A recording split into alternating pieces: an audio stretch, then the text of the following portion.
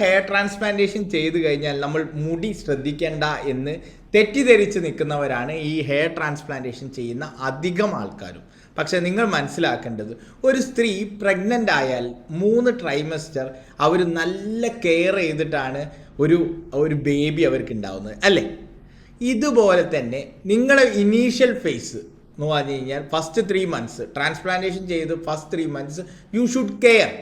നിങ്ങൾക്ക് ഹെയർ ലോസോ ഡാൻഡ്രഫോ അല്ലെങ്കിൽ എന്തെങ്കിലും ഗ്രോത്ത് റിട്ടാർഡേഷൻസ് ഉണ്ടാവുക അല്ലെങ്കിൽ എന്തെങ്കിലും ഹെൽത്ത് ഇഷ്യൂസ് വരിക എന്നുണ്ടെങ്കിൽ നിങ്ങൾ നിർബന്ധമായിട്ടും അതിലെന്തെങ്കിലും നിങ്ങളെ വളർച്ചയിലോ അല്ലെങ്കിൽ എന്തെങ്കിലും ബുദ്ധിമുട്ടുകൾ ഉണ്ടായിട്ടുണ്ടെങ്കിൽ നിങ്ങൾ നിർബന്ധമായിട്ടും നിങ്ങൾ കൺസൾട്ടൻ്റെ അടുത്ത് പോയി കൺസൾട്ട് ചെയ്യണം.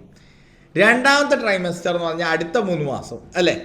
അടുത്ത 3 മാസം നിങ്ങൾ നോക്കണം നിങ്ങളെ ഹെയർ നിങ്ങൾ വിചാരിച്ച പോലെ വളരുന്നുണ്ടോ, അതിനെന്തെങ്കിലും അബ്നോർമാലിറ്റീസ് ഉണ്ടോ,